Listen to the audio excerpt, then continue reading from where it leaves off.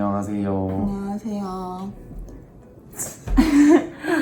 여러분, 오늘 영상 뭐죠? 오늘 영상은 바로 여러분께서 많이 요청해주셨던 내신 공부법 영상입니다. DM이나 댓글로 공부법에 대해서 엄청 많이 여쭤봐 주시더라고요. 그래가지고 이렇게 바로 찍으러 왔어요. 먼저 자기소개를 하자면 서울대 도어교육과 22학번 이수민이고요. 일반 전형으로 합격했습니다.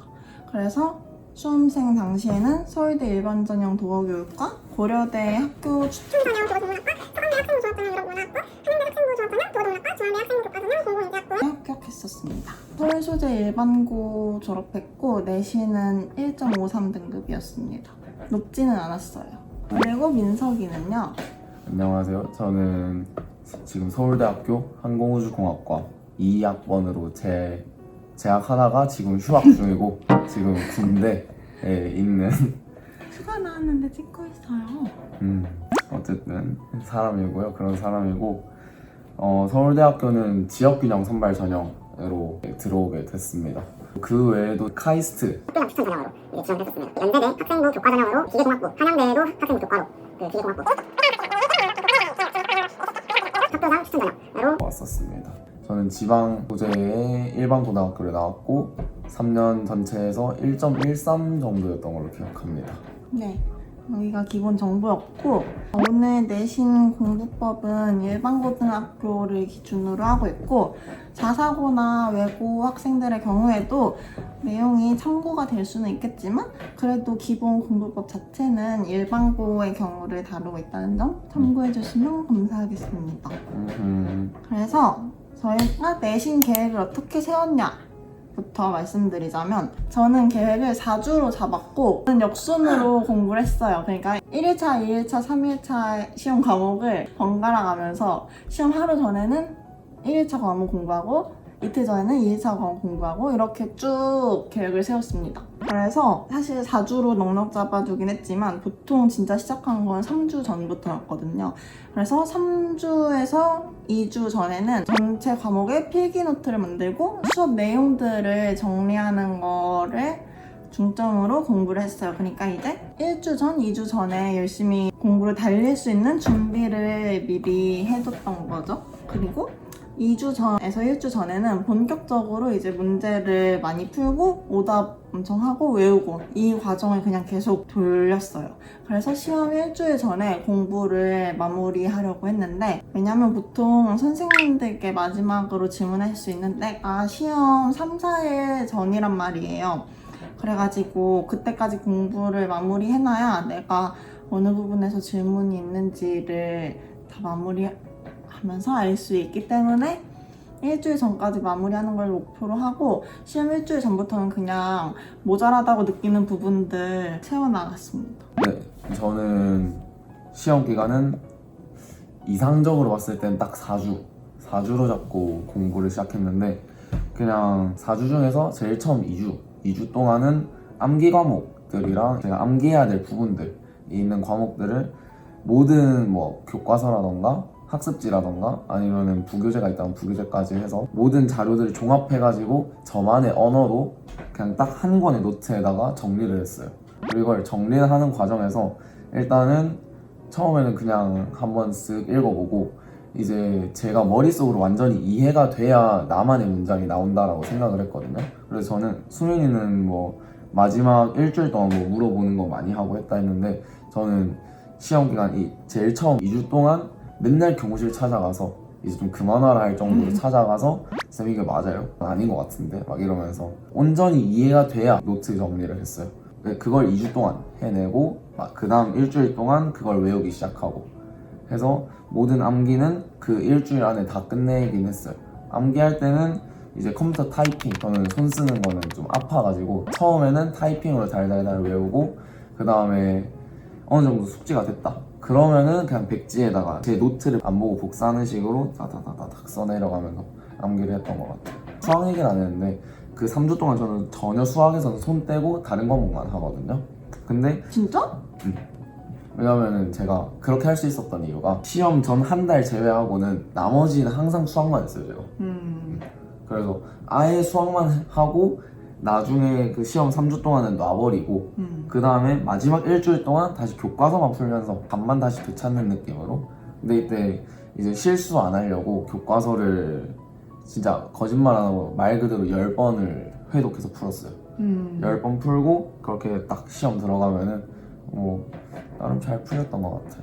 전반적인 내신 계획은 이렇게 했었고요. 그 다음으로 이제 국영수랑 탐구 공부법에 대해서 말씀을 드리자면, 저는 국어랑 영어 같은 경우에는 한두 학기 정도만 그 코로나 시기에 잠깐 다녔었고, 그 외에는 다 혼자 준비했었고, 수학만 계속 학원 다니고 과외 받고 그랬었어요. 나머지는 다 그냥 혼자 했습니다. 저는 학원은 딱 수학 학원만 다녔는데 다른 걸 안 다닌 이유가 좀 억압받는 게 싫기도 했고, 솔직히 좀 내 실력에 자신이 없어서 쌤들한테 막 그걸 까발려지는 게 싫었어. 헐, 진짜?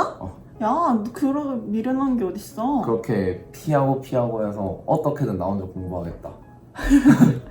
그러고 우선 국어 같은 경우에는 내신이 다 그렇겠지만 특히 더 학교 수업을 잘 듣는 게 제일 중요했어요.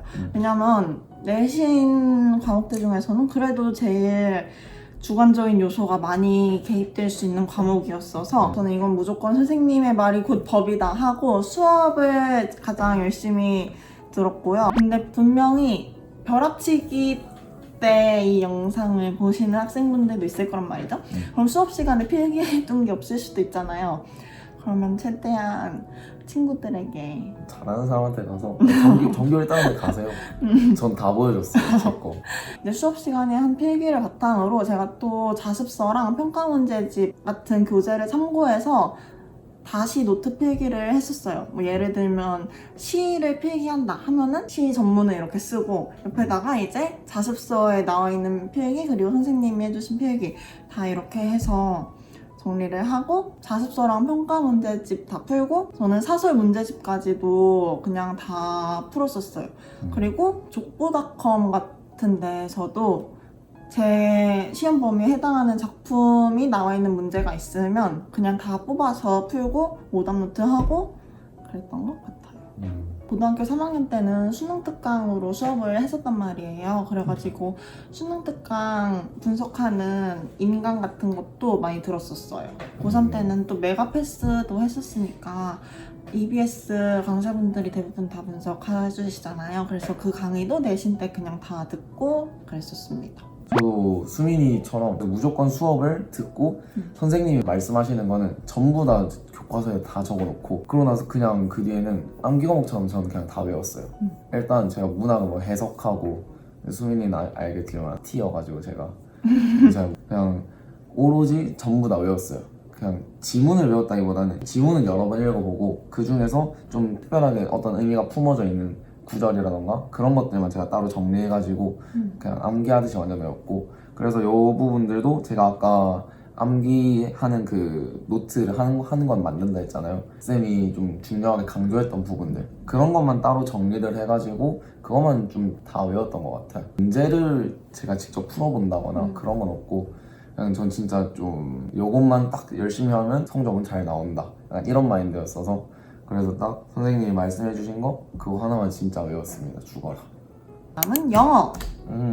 영어는 저희 학교는 일반고였어가지고 그냥 딱 배운 범위 내에서만 문제가 나왔었거든요. 외부 지문 같은 거는 시험 범위가 아니었어서 딱 그 배운 범위 내에서만 나오는 시험을 기준으로 말씀드리면 그냥 영어는 생 암기가 다예요. 내신이 어쩔 수 없이 암기인 건 맞는데 영어는 저는 특히 통암기였어요. 그냥 저는 영어 본문을 그냥 싹 다 외웠거든요. 근데 사실 외우지 않아도 문제를 풀 수 있긴 있어요. 근데 외우면 애초에 시험지 푸는 시간 자체가 엄청 단축되거든요. 그러면 검토할 시간도 늘어나고 정답률도 더 높아지니까 저는 싹 다 외웠는데 이때 외울 때 어떻게 외웠냐 하면 또 족보닷컴이라는 사이트를 이용했거든요. 족보닷컴에 보시면 각 교과서 교과서 출판사별로 음. 총 8단계 본문 암기 학습지 이런 게 있어요. 그런 거. 뭔지 알지? 쓴 적은 없는데 있는 다른 거 애들이 쓴 걸 본 적이 있어. 나. 그래서 1단계는 완전 가볍게 한글로 뜻만 쓰게 되어 있고 2단계는 그냥 단어에 빈칸 뚫려 있고 이런 식으로 해서 단계가 높아질수록 뚫려 있는 빈칸도 늘어나는 거죠. 그래서 8단계는 거의 백지였나? 그랬어요. 그래서 저는 그냥 아예 백지 보고도 처음부터 끝까지 다 쓸 수 있을 정도로 외웠었거든요. 그래서 매일 저 혼자 그냥 시험을 보는 거예요. 보고 틀리는 부분 있으면 그 부분 다시 체크해서 다시 외우고 그래서 완벽해질 때까지 계속 그렇게 외웠어요. 외우기 전에 일단 노트 필기를 했는데 노트에다가 본문을 다 옮겨 적어요. 옮겨 적고 필기도 제가 새로 학교에서 선생님이 말씀하시는 내용, 학습지 내용, 그리고 자습서, 평가문제집 이런 내용을 참고해서 다시 다 한 다음에 내용 이해를 먼저 하고 본문을 외웠습니다. 그리고 본문을 좀 다 외웠다 싶을 때부터는 이제 또 족보닷컴에 있는 문제들 다 뽑아가지고 풀고 오답하고 그랬어요. 그래서 그거 하면서 서술형 대비도 그냥 다 같이 했었고 그랬던 것 같습니다. 저는 이제 수민이랑 반대로 본문은 안 외웠어요. 솔직히 이게 안 외웠다라기보단 외울 정도로 보기만 봤어요.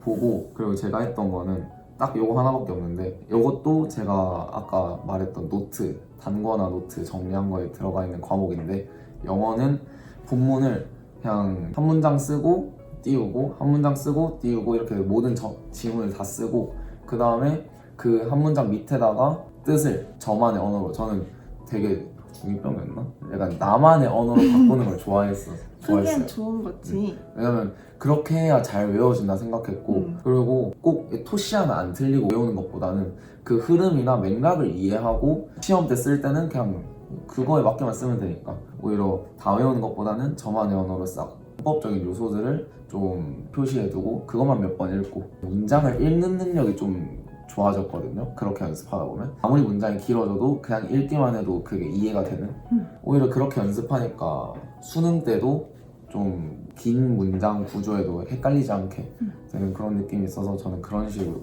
좀 더 본질적으로 공부를 했던 것 같아요. 윤서이는 항상 본질에 나는 집중하는 근본이다. 네, 그리고 수학.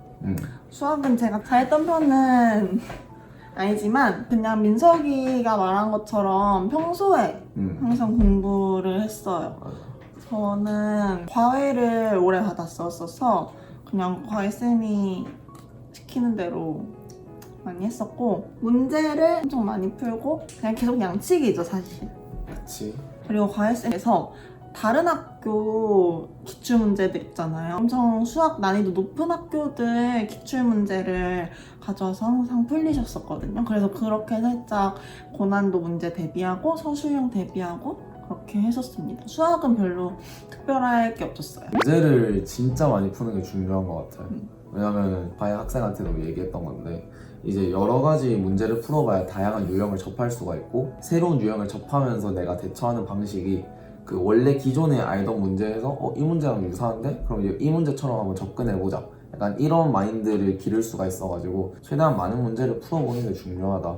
그래서 제가 그 시험 기간에 그 4주 전까지는 계속 수학만 한다 했잖아요. 그래서 그때 진짜 수학을 엄청 많이 돌리고 그렇게 하면은 한 3주 안 해도 솔직히 크게 타격이 없어요. 나중에 마지막 일주일 동안 한번 다시 푸는 감만 익히고 손을 쓰는 연습만 해주면은 크게 문제가 없었던 것 같아요. 저는. 그래서 이것도 본질적으로 그냥 많이 본질적인 그런 식으로 공부를 했던 것 같습니다. 네. 그리고 탐구. 문과 탐구 과목 기준으로 말씀을 드리면 저는 살짝 무식하게 공부했어요. 비단 탐구뿐만 아니라 다른 과목 같은 경우에도 그냥 내신은 무조건 과투입이다 이런 생각이 있었어서 그냥 문제를 진짜 많이 풀었고 뭐 마더텅, 자의스토리, 평가문제집, 자습서 그냥 있는 거 싹 다 풀었고 대신에 오답노트를 매번 진짜 꼼꼼히 했어요. 생활과 윤리를 예시로 들어서 말씀을 드리자면 딱 문제를 풀면 선지가 5개가 있잖아요. 그 5개 선지 중에 내가 확실하게 아는 선지 빼고 조금 헷갈린다 싶은 선지에는 옆에다가 살짝 이렇게 체크 표시를 해둬요. 채점을 한 다음에 그 문제를 맞았다 하더라도 체크해둔 선지까지 다 오답 노트에 옮겨 적고 이 선지가 옳은 이유 아니면 틀린 이유 이 해설을 같이 적어두는 거죠. 그렇게 선지를 정리해두는 식으로 오답 노트를 만들었고 그걸로 계속 누적 복습을 했어요. 오답 노트를 매우 철저히 했습니다. 그리고 고3 때는 인강 사이트도 활용을 되게 많이 했는데요. 어차피 고3 때는 저희 수능 준비하느라고 메가패스나 다른 패스를 사잖아요. 그 패스로 이제 각 강사분들이 내신 대비용으로 출시하신 강의들을 엄청 많이 들었었어요. 사문 같은 경우에도 저는 고등학교 3학년 때 윤성훈 쌤 도표 특강도 들었었거든요. 내신용으로. 일단 내신 대비용 강의뿐만 아니라 수능 대비용 강의들도 그냥 필요하다면 내신 대비할 때 많이 들었었습니다. 저는 이제 이과 했으니까 과탐 그중에서 물리랑 생명이랑 그 지구까지 했었는데 요거에 좀 초점을 맞춰서 하면은 과탐은 저는 약간 수학처럼 돼 있어요. 그 과목 자체를.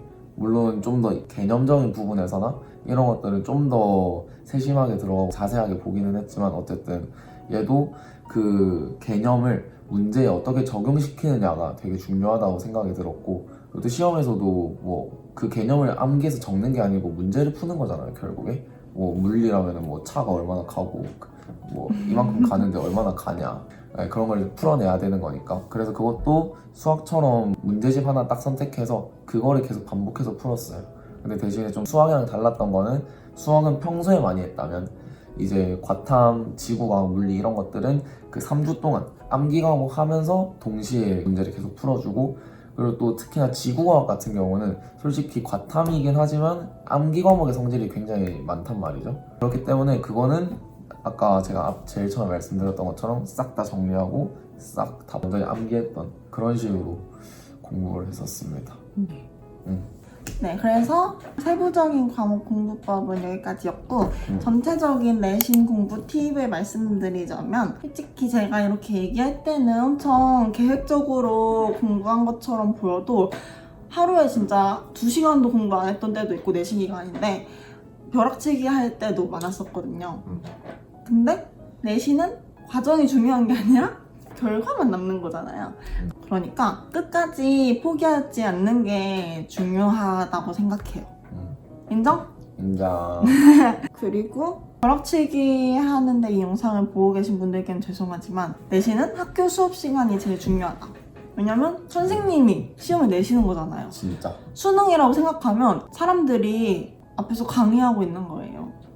그러면은 얼마나 중요해요. 그래서 수업 시간에 선생님 말씀 잘 듣는 게 진짜 중요하고 조금이라도 모르는 거 있으면 질문 진짜 많이 하기.